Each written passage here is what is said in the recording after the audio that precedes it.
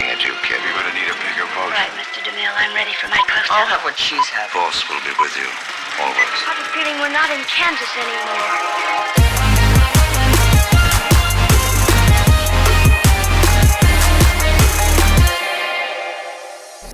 I have not done this in forever, but this feels like, we haven't gone too far, especially considering we can't go that far in general. But this is Gone with the Wind. So please, cue the music.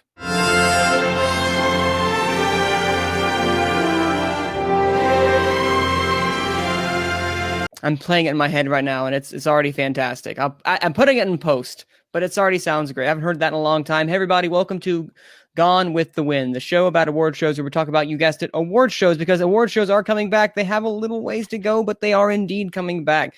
Now, are movie theaters coming back? That's another question in and of itself that I want to ask my opinion of my panelists. But speaking of my panelists, here are my panelists right here. We can't see his face, and we were making sure nothing happened to him, but we have here Abe. What up? What up? What's cracking? Hello, guys. How are you doing? We are doing good. And we have Malcolm. Hello. For a second, I thought Abe was just going to mess with us and just not say anything. Oh, then we would just seem like we were idiots. He's there. We swear, guys. But this is not a video podcast, so I guess it's not. Doesn't matter that you it doesn't matter. It doesn't matter. I missed talking to you guys. It's been a long time. It's been a couple of hectic things trying to pin down a schedule for everybody. We're in until knock on wood. That's me knocking on wood. Once it starts to, get to a place where it's a lot better for not only the world, but for America, hopefully we get back to a better schedule for everything, get something down. But I want to announce also today that we're going to start having some consistency, because going forward, we will be doing Gone with the Wind weekly. That said, we will keep it short and succinct with these episodes, because still more news start to come in. So between 30 minutes to an hour, so they'll be short, bite-sized, so you will be able to listen to these on the go, when you're driving, wherever you need to go, when you're walking, whatever have you, when you're just existing and lying on your bed, thinking and contemplating upon your existence, and if maybe as humanity we are all destined to just go up in a ball of flame we ourselves have created. Welcome to Gone with the Wind. Existential questions, everybody. This is the stuff you think about when you're in quarantine, when you've had all this time. Are you still in quarantine? No, we're not in quarantine anymore, but we're still limited on what we can do. Anymore. Yeah. That's the worst. And we're at our highest spike yet, so the world has completely shifted, let me just say, which will bring me to the announcement real fast before we start talking about some more Oscars-related thing, and that's movie theaters. And movie theaters, I know for people like us who love to go to them, and especially the film industry in itself, they're the lifeblood. They are the go-between that allow us to access them, and let's be honest, streaming isn't the same. Streaming will never be the same as actually going to a theater, and I haven't been to a theater since March. Maybe February. I can't exactly say. But Abe, I know you've recently seen a film, but I don't know. Do you see a movie in theaters this weekend? Tell me, how has your theater experience been, and the fact you haven't been to a theater in forever? I've been twice. Once 20 days ago, which was the 5th or the 6th. When I don't know, we were recording this. Yeah, I went to watch Tenet for the first time. Okay. And I have to tell you, it's weird going back. First, because they have all these protocols, like where I am. I mean, like they have to take your temperature, and you have to sit far away from a certain amount of people. Like it's a road full of people. Like then you skip a road, and there's not a ton of people going. That usually on Saturday afternoon when you go, like you see a ton of people and you're close to each other, and that doesn't happen anymore, I guess. Yeah. But it does feel weird. I went back yesterday too. It still feels weird because it's empty, like really empty. Because there's not a lot of new releases that people care about, and you just go and watch the movie. But still feels weird because, I haven't got COVID, so I haven't experienced the symptoms of anything, and it's kind of, I guess, a little paranoid that I have to have a face mask. I feel the need to have a face mask Yeah. The whole time, even though I don't have people near me, like for I don't know, 10 meters, 30 feet, because they're in the first row and I'm on the last because the theater is empty. Yeah. But yeah, it still feels weird. I guess I'm gonna get used to it again. But still, the routine that I usually had to go to the movies, like wake up and do my stuff and everything, just feels weird. But talking about the movies I watch, I can tell you Yeah. something. Christopher Nolan's Tenet is something interesting because I did not get shit what was happening on screen almost 70% of the time. Wait, Because what? I mean, I know Explain. what was happening, but it's this complex plot about time of going backwards and forwards at the same time, and people. Well, I don't know what the trailer said, but it's this complex plot about, and you see a lot of things happening in real time and in past time, and you're like, I scratch my head the whole time, like this is happening, but what are the rules for this, and what if this happens? And at the end, I went with a couple of friends, and they were almost as confused as me. I was the most confused of all, but Hmm. they were able to explain me. But like, if you take that out, like the whole time shifting part of the story, I think the story is good. It's cute. Is It's that not a entertaining. I was what? if I may interject? I haven't seen it obviously, but isn't the time part like a big point in the movie? Yeah, yeah, but like the characters, the story about the characters, like what do Oh, you care okay. about Elizabeth Debicki and Kenneth Branagh, and that part is cool. Like you get engaged on that part of the story. Oh, that was the part I was able to because it was the most understandable of all. But at the end, it's a truly entertaining movie. Like you get invested on that. You're still thinking the whole time. He bends your brain, but you you're still entertained. It's a what is it, 150-minute movie, and for the whole time I was never bored. I can tell you that. And the action is spectacular because it's Christopher Nolan. He knows what he's doing. He just takes his big director power and he just delivers. But it's it's not Nolan's best movie, Hmm. and it's more to the worst, which is a high standard. But I wouldn't call it a bad movie. Like it's below. Depends who you are, but like Prestige and those are like on my lower tier of Nolan movies.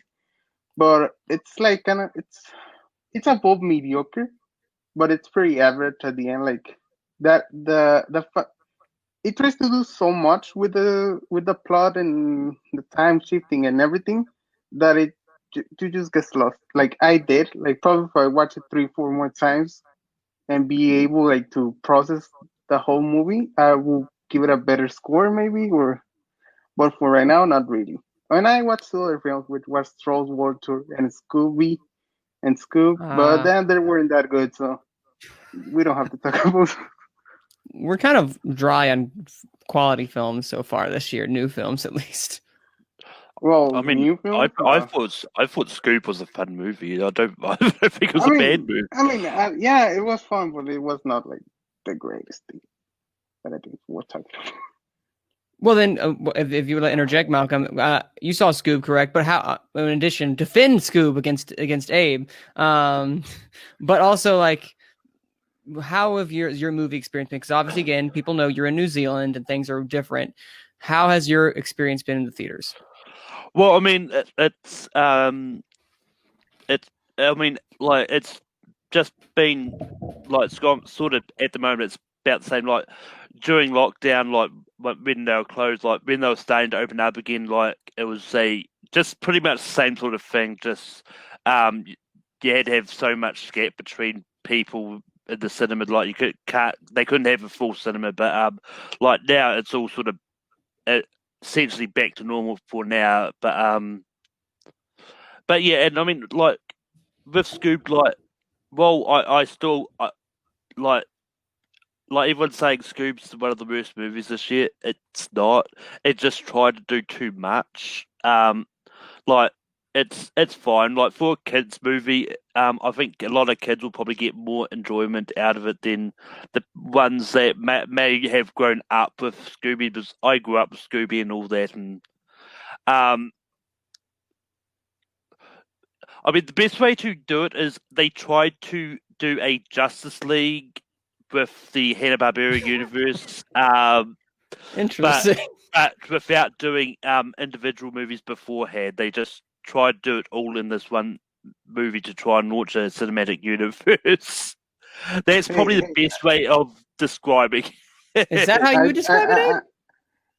Yeah, they do some fun cameos, and you're happy with that. I just want to say, I didn't say it was one of the worst films. No, yeah. I was honestly kind of disappointed because I was so excited for it, but at the end, it's really fun. Like, you're entertained by it. I was crying at the end just because. I didn't say that you said it was one of the worst movies. I've seen other people say it was one of the Oh, worst. really? Oh, okay. Sorry. Okay. It's really fun movie. Like, it's a kids movie, and it has like that humor that I guess kids for today that they would like.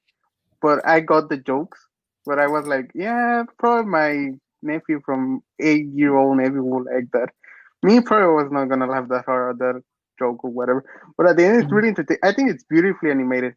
I think it looks damn pretty. Like at the end, like the whole sequence at the end, I think it's so beautiful.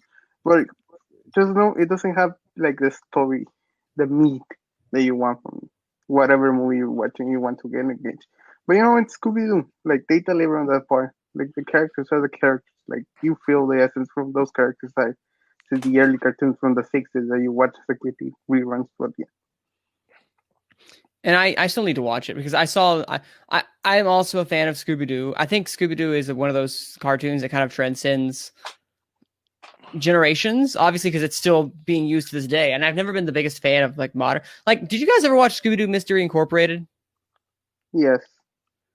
I watched many different Scooby Doo shows. I can't remember which ones I've seen. I watched. My niece, my cousin. I mean, she's 6-year-old and she still watches Scooby Doo like on Netflix or something.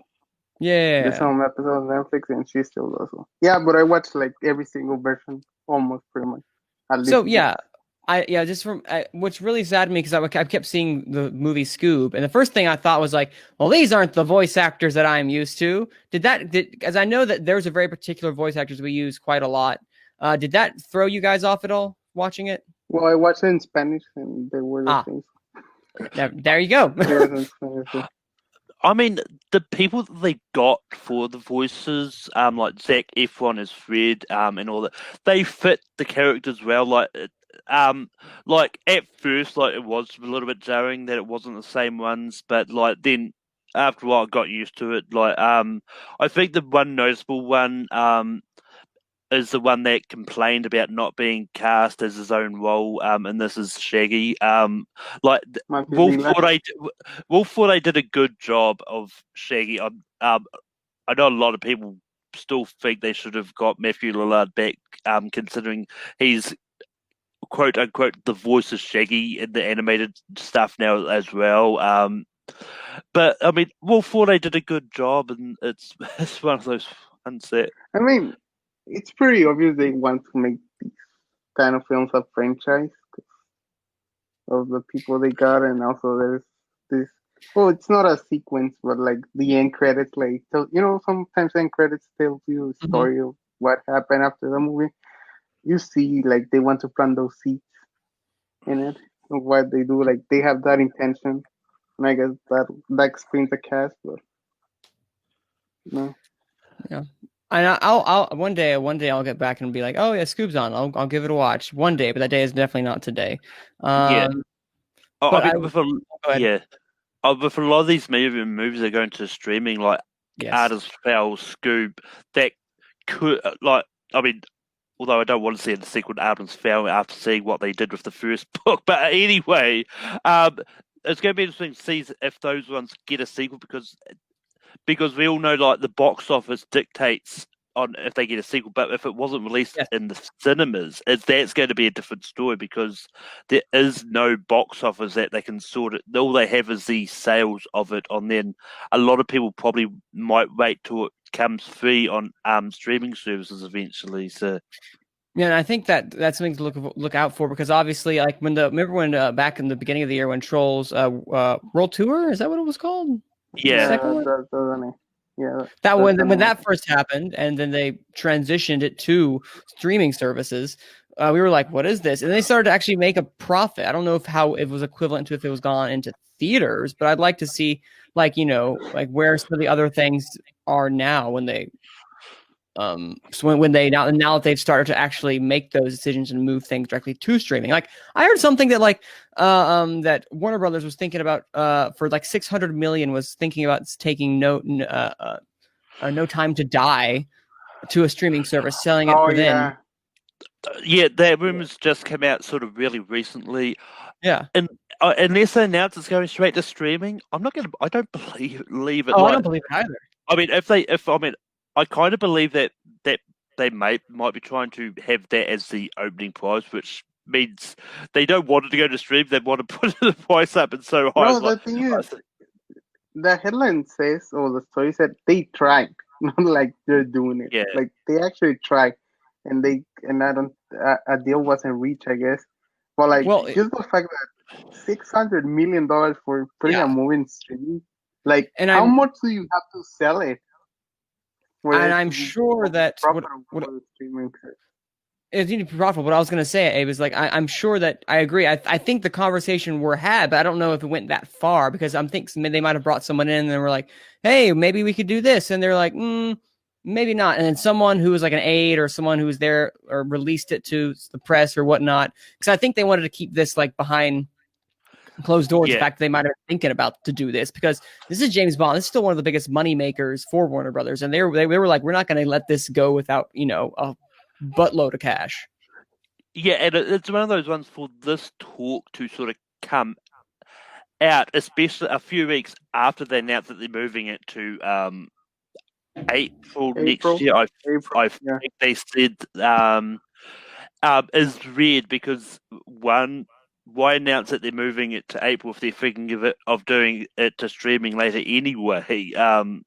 And that just doesn't make sense. So clearly someone leaked this when they shouldn't have. And I mean, for all we know, the conversations are still happening if they even are in the first place.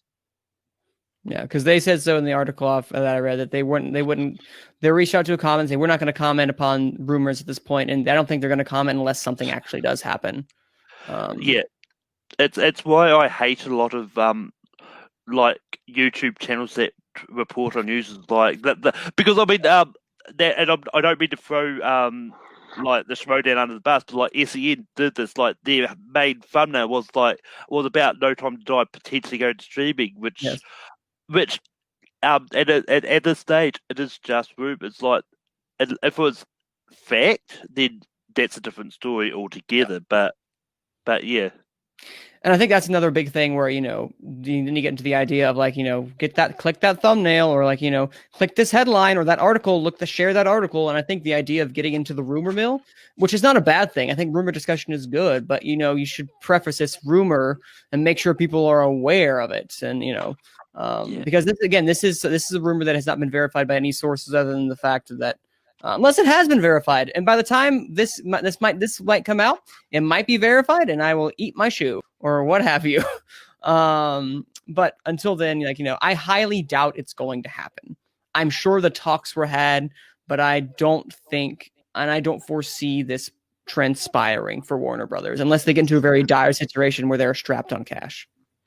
Yeah, but I mean. But actually, like talking about the box office at the moment, it's actually really interesting looking at it because if you look at the top 10 movies, sort of worldwide at the moment, some of them have only been released in China, and it's there's like the number one movie in the world at the moment is The 800, which is only a China release, and Tenet, despite opening in the middle of a pandemic, has got about 341 million. So it's not doing bad despite circumstances.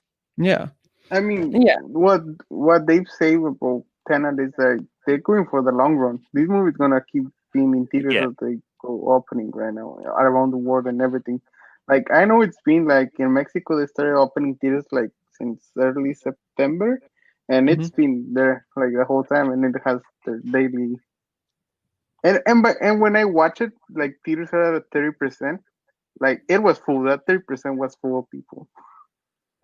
So people are watching it because it's the biggest movie out there right now, and it's probably the one that's gonna hit on people, like on major audiences. So I don't think that I want to take my people want to take their kids or their teenagers to watch a French film that's happening because there's space in the theater. But Mm-hmm.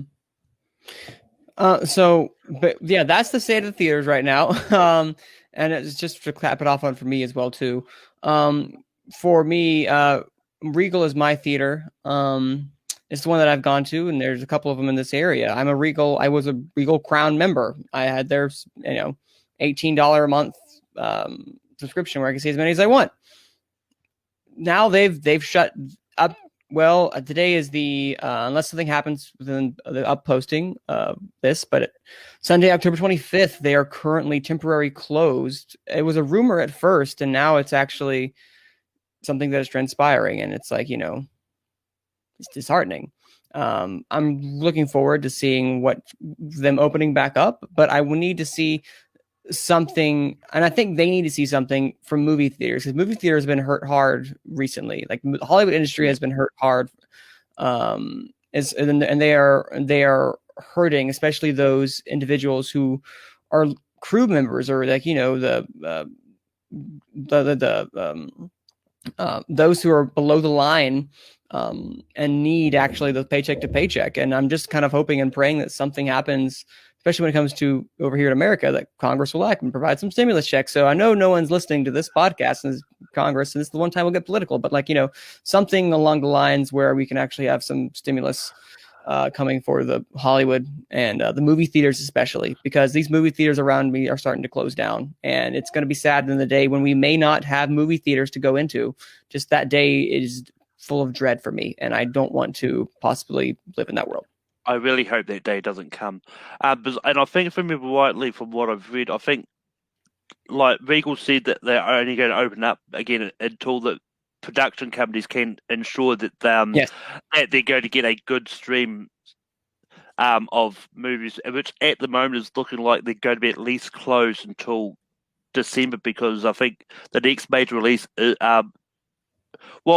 major release currently is following the schedule is November 25th, which is the Crude sequel.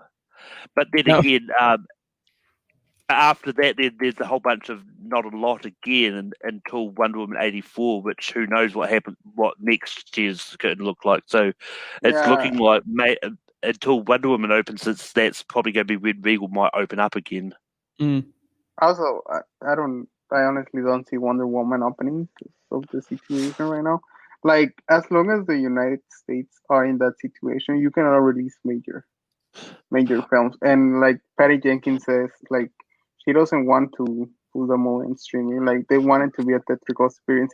They've said that about other movies, but like those, like I bet you, Kristen Wiig and Gal Gadot and Pedro Pascal, they have backing deals, which is like the percent you get from the 0.3% of the profit, and you cannot release those on streaming because there's the whole contracts that have been signed way before the movie was released. So I don't see, honestly, I don't see anything done, like change a lot in theaters until Congress gets their shit together and do something for the companies that are falling in the.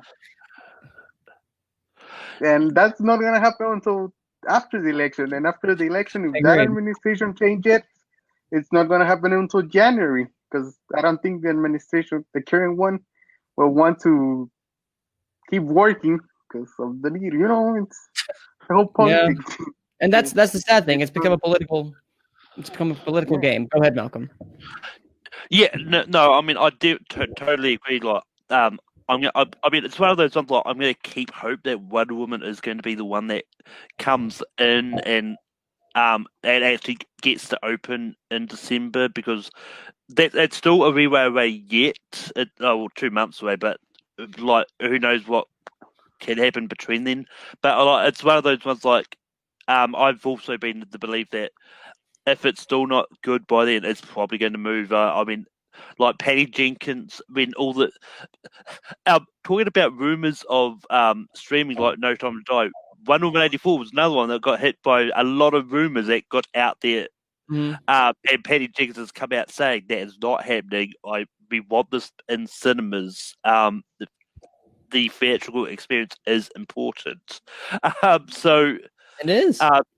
yeah, and I mean it's one of those ones like I maintain to what I said, what I've said online about when they announced that Tenant was coming out, and it did. Like, I maintain that they released that as a big movie just to test out what would happen if they were ready to open. And as it turned out, it really didn't work, and which is why everything else got moved after that. But one thing that's good coming out of this, we know that New Mutants actually exists. I've seen it in theaters. It is a movie, and everyone's already forgotten about it. I mean, it's also pretty good. I mean, I've seen a lot of what people. movie? I'm sorry. New Mutants. Oh, I haven't watched it. That one's still in theaters. Like I'm catching up. That one's next week that I'm gonna watch. Yeah. Well, I mean, it's one thing again. Like, I think in the States especially, they made whatever moves unfairness, they may just keep there, just to get as much money as they can from any box They're gonna they keep can doing get. that. Like also theaters that are open also need money going through it, so they can work. Oh yes, they do. They're a business. They're a business that need that, and they need their cash. Anyway, that's kind of that's kind of how the movie theaters have been going recently. Quickly, we're going to talk before I get into kind of like the new schedule that we have out. We have a nice, thanks to awardswatch.com, we have a nice just an awards schedule, a calendar, if you will, of where everything has been doing. Everything's basically been shifted like 3 months up. So just kind of think of that in your head, and everything has been shifted. Maybe not 3, maybe more to the lines of 2, but it's been shifted up. But before we get into that, I want to quickly highlight a movie that came out this past week. This past week in theaters, and that, well, not in theaters. See, I'm so used to saying that, and it did not come out in theaters. It came out in streaming, and that's Netflix, and that is the movie The Trial of the Chicago 7 by Aaron Sorkin. And we'll quickly kind of give our thoughts, but Abe did not get a chance to see it. In fact, he saw something else, and what was that, Abe? What Borat subsequent sequel or movie film? I don't know what's the name. I'm sorry. I wanted to laugh. I didn't want to be concentrated for 2 hours or something. And I said Borat or The Trial of the Chicago 7. And I said I need to watch more because the first one is funny as and this one is funny as too. And it amazes me how he was able to put out like the movie, because based on the time some things happen, like it's in the trailers when he goes into when Michael Pence is giving a speech in the conference or something, like it was like in February, March, and he was able to keep it current, like keep the story like going into like through Corona, COVID, and everything that's happening. And well, no, go on, Abe. And it's I just don't understand how Sasha Baron Cohen is not in jail. That's not he what I does expected you to say. Like he does some crazy things. Like this guy has a pair because he just doesn't care. He goes after it. He goes after he does about the interview that has happened with the Trump lawyer, which I cannot remember his name. Rudy Giuliani. And you're like, yeah. And there's some things that I ask myself, like, is this real? Because sometimes he hires actors just to tell the story, and it has been questioned that part because it scares me that there's actual people that stupid that he portrays in the film, like out there. Like, are people really that stupid, or are these pay actors? Because I don't want to know the answer to that. But at the end, it's just he just knocks it out of the park, like what he's trying to do, and the fact that he was able to like keep the story going, the middle of the pandemic because he didn't knew what pandemic was gonna happen when he was filming it. He did it current, like, and he has a nice storyline with his daughter, like, which is also current to what the idea of, you know, the patriarchy, we will say so. They call it like that in the Yeah. film, like a man dominant world, and he's able to criticize that in the part with his daughter and how women like are treated by some men. Oh, woman, every man, it's not, and stuff like that. I think it's a fantastic film, and he knocks it out of the park. He does what he. I think he gets to do like to to deliver his message that he wanted to say, and he does it incredibly well. So I recommend you guys watching it. It's on Amazon Prime. Was released Friday, I think. So Yeah, no, Bullet 2 surprised me because, like, with the first one, it was a really good movie, but then after rewatch, it just got so tired and like. But this one, even though essentially it was technically the same kind of premise, like Bullet goes to America, does stuff and leaves again. It like, but it still seemed really a fresh movie and like and with Bullet's daughter in there, which was played a really good by what's her name I'm sorry, but I don't know. Maria Baklova, who is a fond. Yeah. But it's one of those. She plays well, and I'd love to see more movies with her character. And which could. But one thing I do love is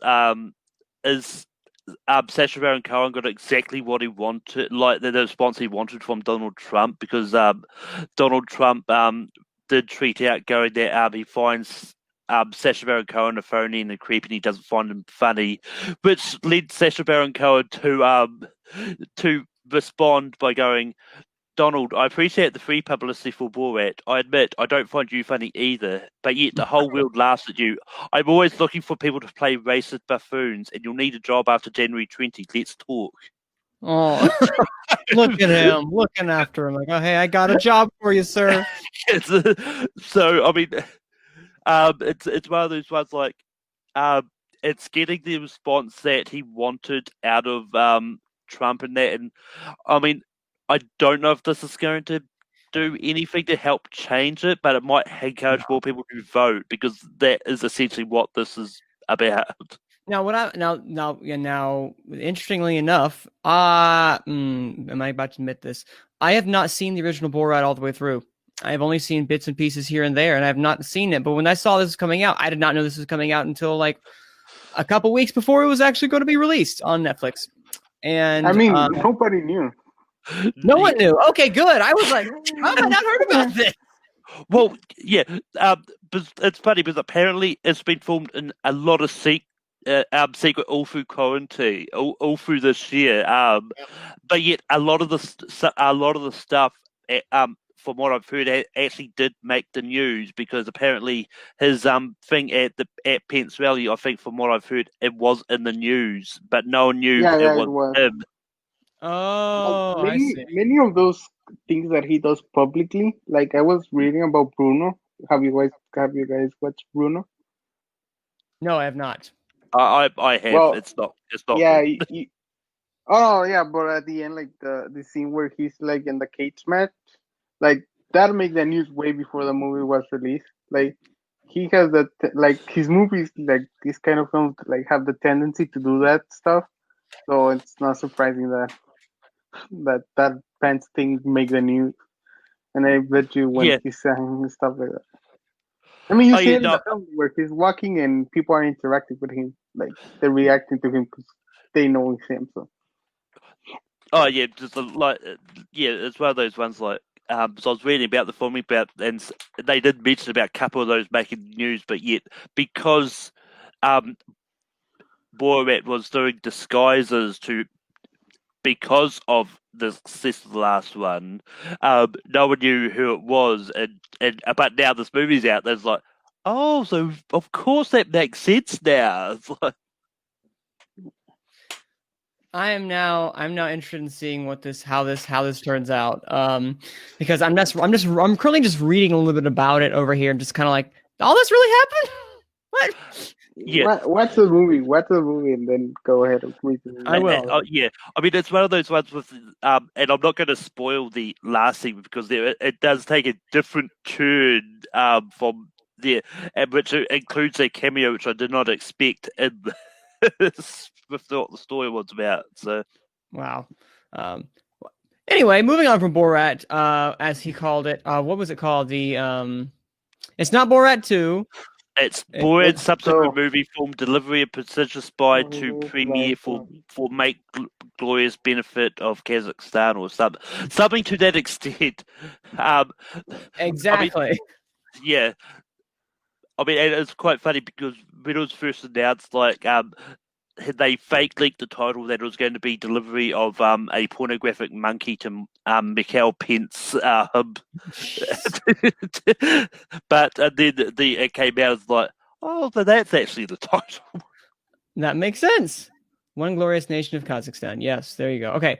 Anyway, but Malcolm, you and I have watched this past week. We watched the Trial of the Chicago 7, and I'll go ahead and start breaking down my thoughts over here, and then I can go subsequently into yours because I'd like to hear what you said. Because Aaron Sorkin is, as we've known, is someone who is a prolific writer, an Academy Award-winning writer.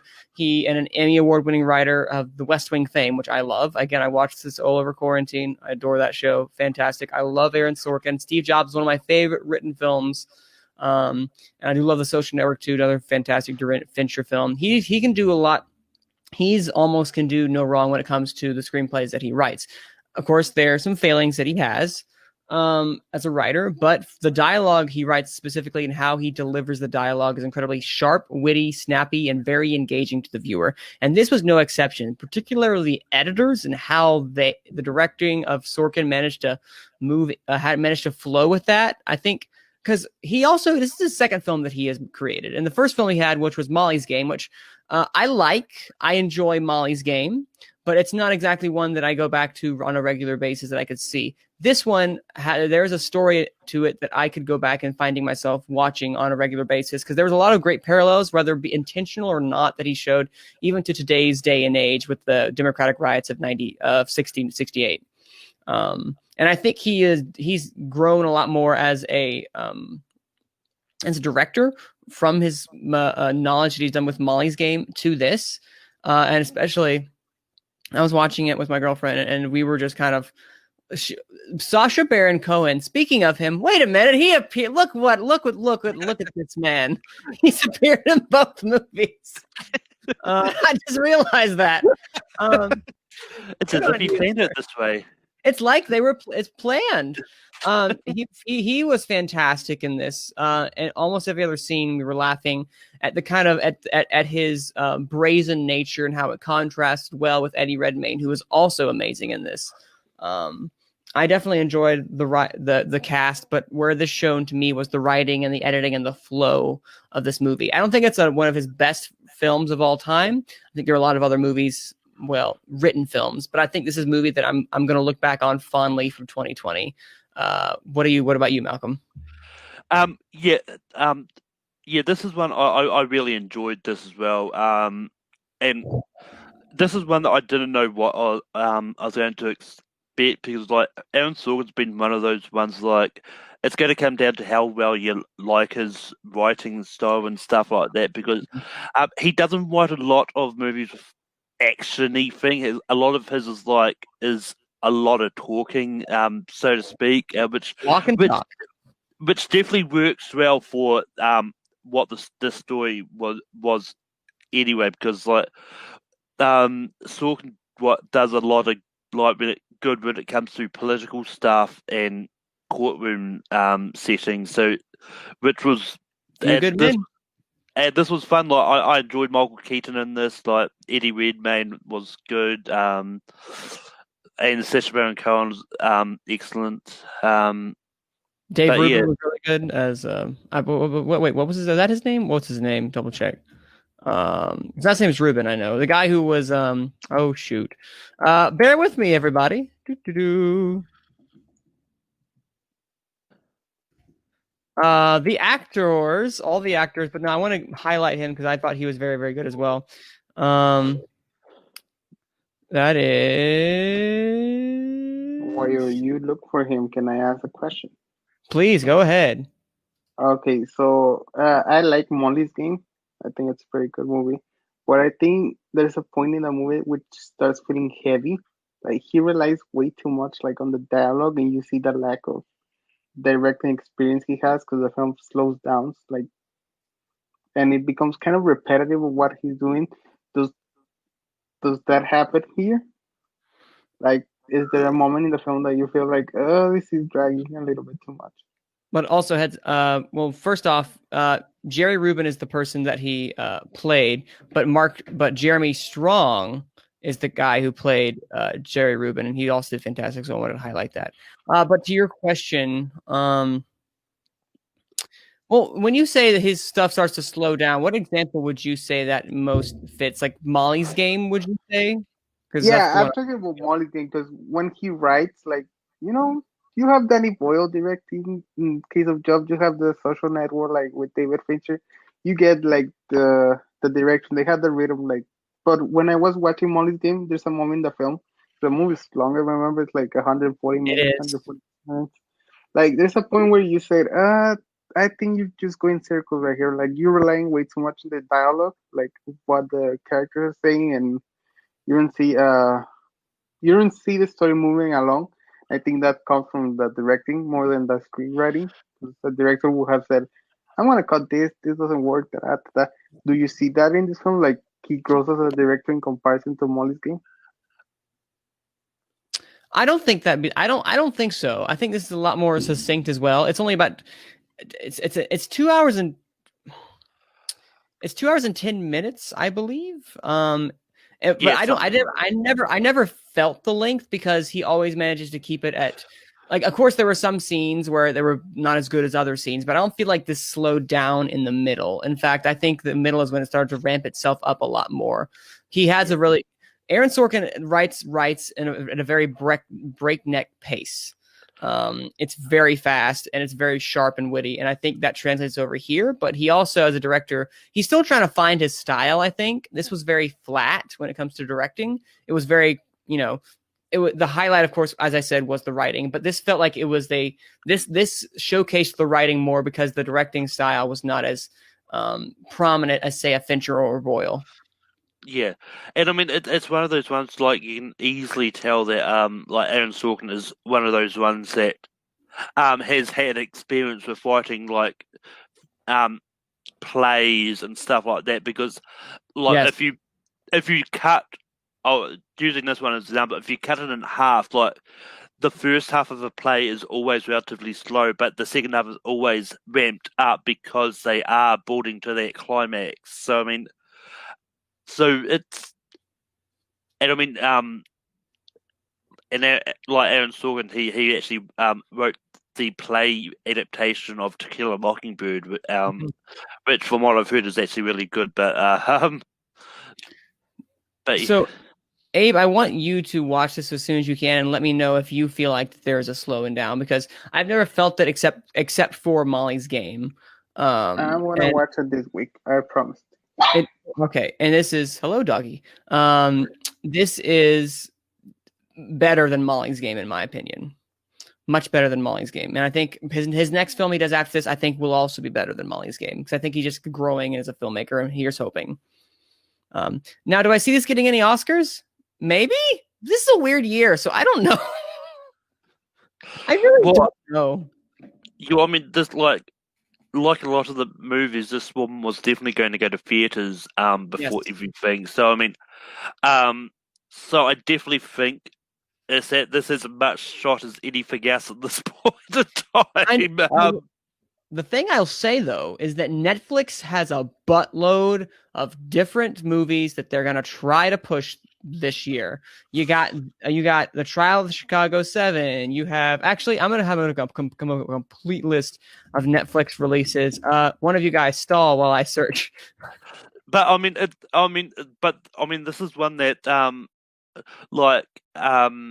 Netflix could dominate the nominations at the Oscars next year, because of this. Because a lot of movies that would have gone to cinemas have all gone to either Netflix or Amazon Prime, and it's one of those ones that that could do a lot of well for streaming services this year. And it's going to be interesting to see what the award shows actually look like, because a few weeks ago they had the Emmy Awards, which is I think the first award show to actually do a all virtual award ceremony, so to speak. And I think it worked really well. I think there's definitely some kinks that they need to work out to try and do another virtual award ceremony if they need to. But yeah. Okay, so the options that we have this year from Netflix are Mank, The Trial of the Chicago 7, Ma Rainey's Black Bottom, The Five Bloods. Did I miss one? No. The Prom, Midnight Sky, The White Tiger, Pieces of a Woman, and that, ladies and gentlemen, is a total of 8 different films they could be pushing. That's 8 different films they could ultimately be pushing, and it's kind of like, where do they start putting all their eggs in a basket at some point? That's what I'm curious about. Well, I mean, the other one is, like, out of those ones, I think it depends on. I think though they're probably going to try and push the ones that would have gone to theaters regardless. Yeah. Which this one, The Five Bloods, Mank, I think Mank might have. Maybe, but and Ma Rainey's Black Bottom, I think we're all going to be theatrically released. So I mean, those could be the major ones. And I mean, let's face it, I think, like with this sad passing of Chadwick, they're probably going to want to try and push The Five Bloods and Ma Rainey's Black Bottom for sure. Because, I mean, and I'm not saying, before anyone yells at me, it's like that I'm only suggesting because Chadwick's in them. I'm not, because they do look really. The Five Bloods is good, and Ma Rainey's Black Bottom does look really good too.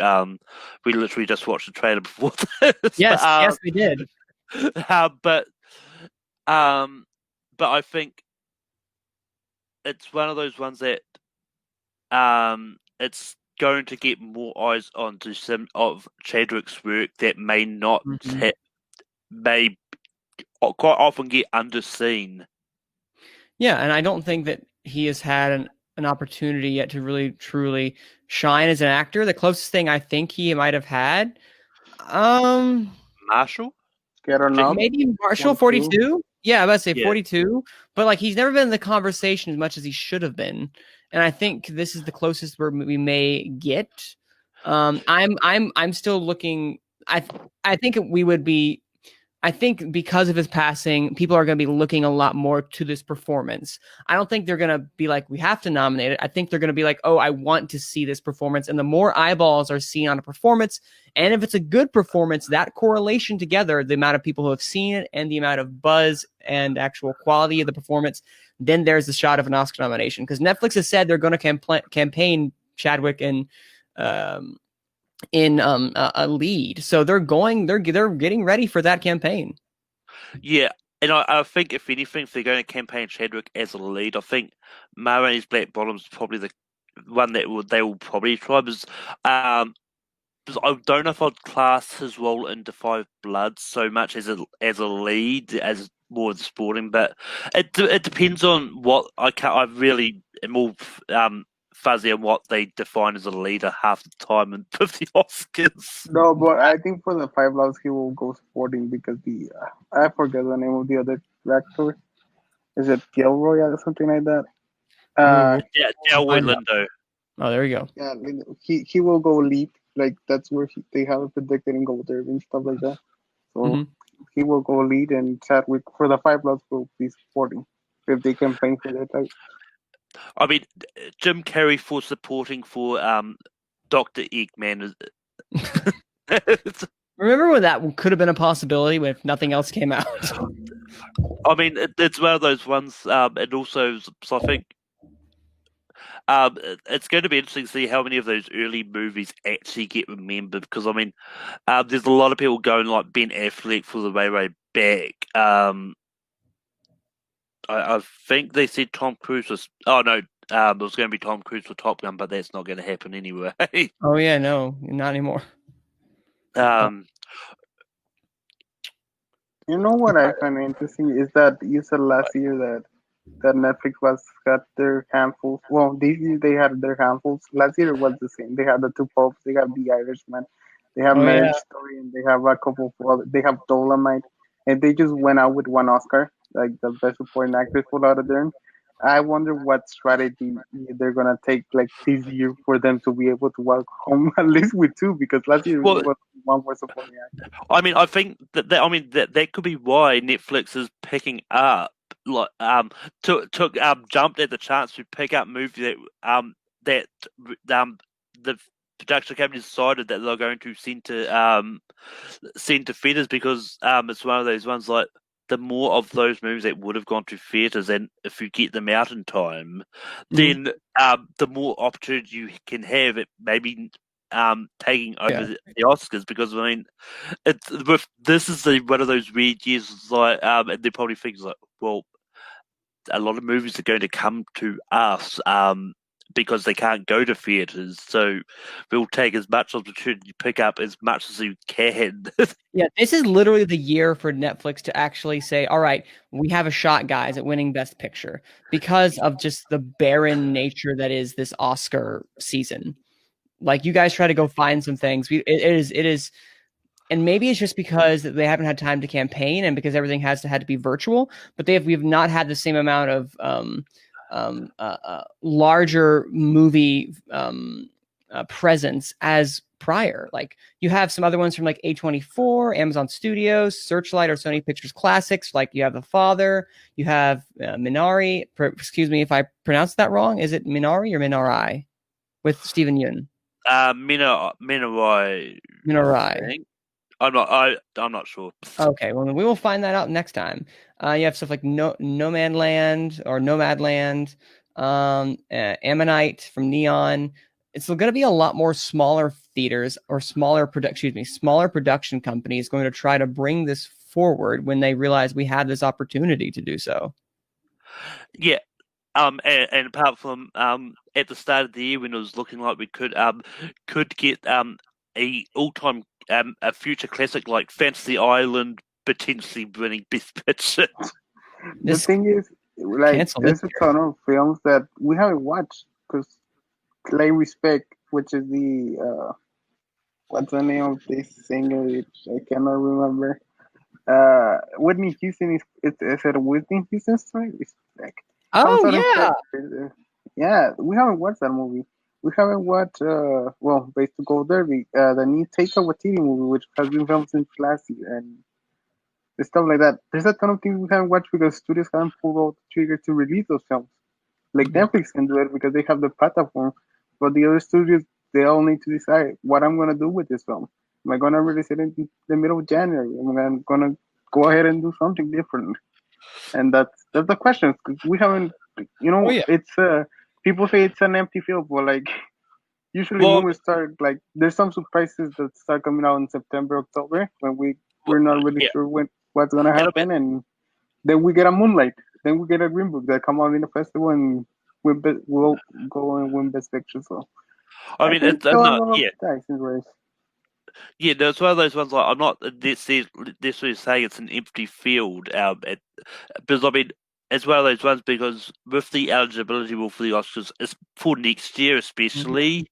Anything that comes out in January, February will be eligible as well. So they may be strategizing like some things that potentially might be able to come out of fair in that time frame as well, because next year's going to be interesting because there probably won't be a garbage year because it's got a lot of movies that were supposed to be out this year.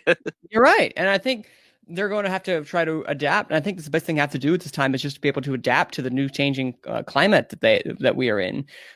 There hasn't been the problem with these movies that there hasn't been a really cultural zeitgeist. There's no been like every single one of these like festivals are usually, they're virtual. There hasn't been this people be like, oh, look out for this movie. This person said to this movie. You haven't had this cultural thing of where people in the industry can come together and start talking about these films. You have to do it through a screen. And even then that's limited time that you have. And it's not the same as in-person contact. And because we haven't had that, especially in the film industry, I don't think that you've had those movies that have kind of swept up the cultural storm. Like most movie praises that I've heard have been very muted. Like, I think the Middleburg Film Festival recently, Minari, I'm not sure yet, and I apologize, won the audience award. And all that, I'm pretty sure all that was virtual. I'm not 100% positive, but like things are not as, and maybe because of where we are as a year, but the movies are not as big as they once were. The movie industry has not been, as we know, has not had this staple in culture this year as it has had in years past. And I'm just kind of wondering and waiting to see how that's going to transfer as we get closer to the end of this year and into the beginning of 2021. Because as you mentioned, Malcolm, the eligibility period, and just to let everyone know, the eligibility period is officially ends the midnight of February 28th, 2021. So it has to have been released up until February 28th, 2021. So that's from January 1st, 2020 to February 28th, 2021. So they have that little extra window of time to actually be able to do their thing. That's 2 extra months. So it is 2 extra months for them to figure out what they're going to be able to release, which gives me to my calendar right now. And we kind of show what's going on and how things have been able to be pushed. But this year so far, the Middleburg Film Festival was virtual. I'm looking right now. It was a virtual film festival. AFI, which is coming up as well too. Actually, we're in the middle. We finished AFI. That is also virtual. And we haven't had that kind of the news come out from, we're like, oh, this film was premiered and this roaring applause. It premiered virtually, and it's not the same. It is not the same. As I said, streaming is not the same as going in theater. You lose that experience with other people. And my headphones just died. Fantastic. But we got so far our awards calendar currently is nothing really. The only thing in November we have are the Gotham Award nominations. But on December we have nothing. We have European Film Awards, New York Film Critics Circle Awards. Nothing until we really get to February 2021. Nothing. It's going to be a very strange December and January. We have nothing related to Oscars, Golden Globes, SAG, Producers Guild, directors, etc. But February 2021 will be Golden Globe Award nominations are announced February 3rd. That is February 3rd for the Golden Globe nominations. The next day, the Screen Actors Guild nominations were coming out on February 4th. On February 7th, the Critics' Choice Awards nominations will come out. And then on February 9th, Oscars shortlist will be announced. On February 16th, the Writers Guild of America nominations will be announced. That is with a period of a few days. They'll be announcing every single one of these,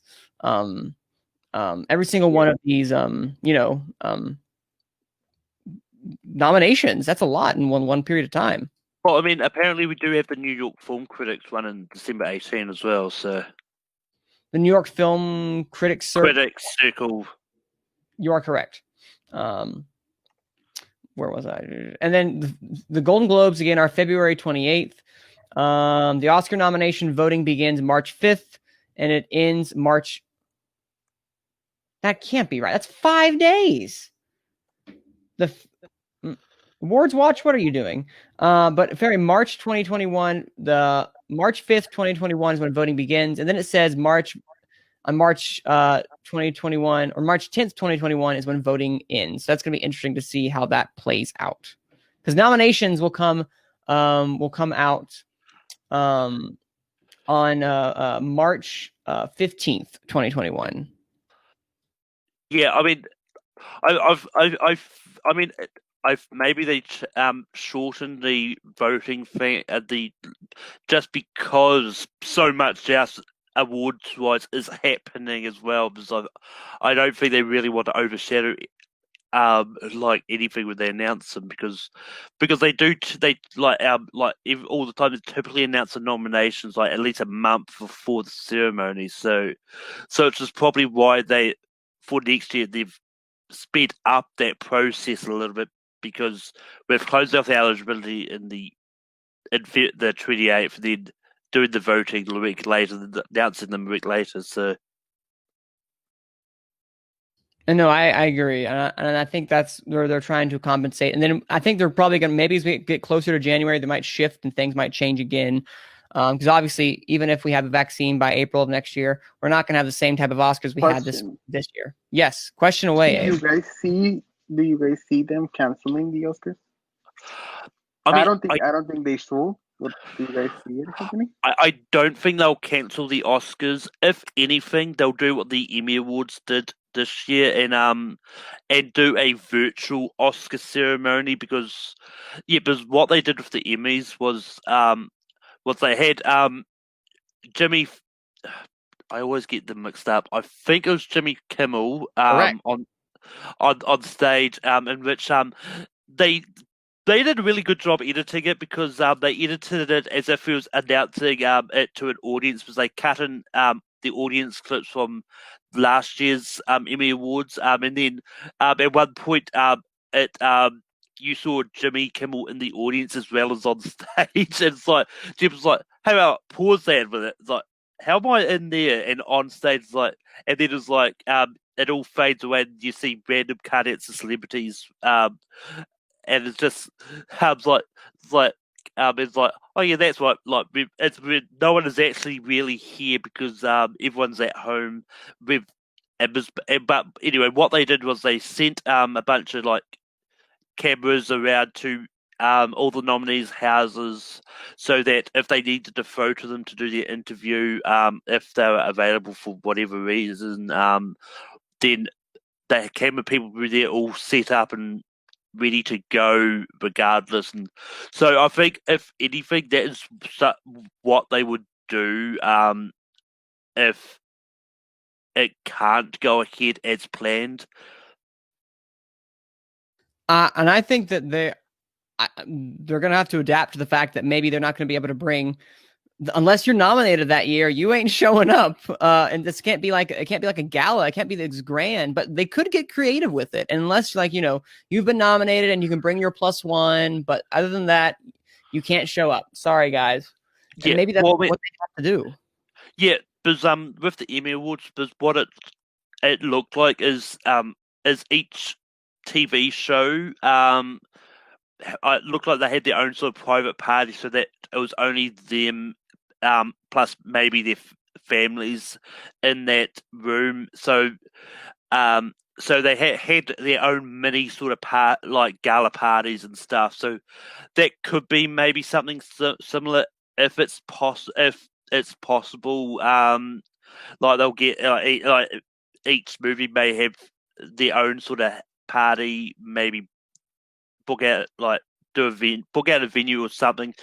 Maybe even each different movie may go well, I mean, let's talk to Regal, let's talk to AMC, let's see if we can have our cast in one of their theatres, and then that way, if they pay money to hire out the theatre, then the theatres are being somewhat used, and it'll say all they have to do is send a camera to that specific location. Maybe if they've got three different movies in there, just make sure each movie stays in that same one, so they're not going all over the place.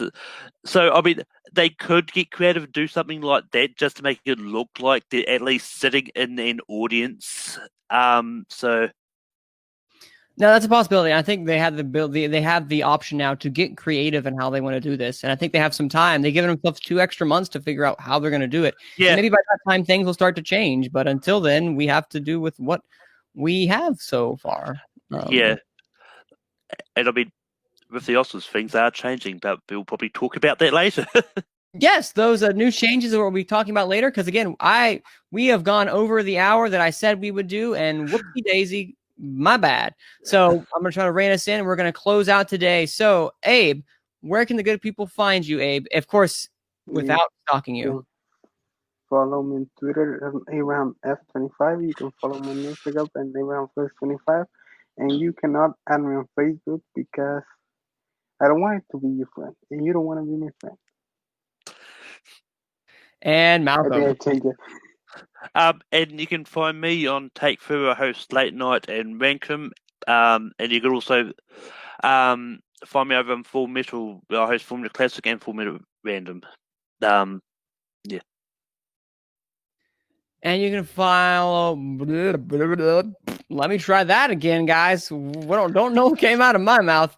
You can follow me on Twitter at Cine_man. That's CINE_MANN, as well as my YouTube page, Manning Franks, where I'm gonna be posting something else very soon for you guys. So keep an eye out on that. Also, thank you guys for listening again to this lovely episode of Gone with the Wind. I can't wait to see you all next episode. Thank you again.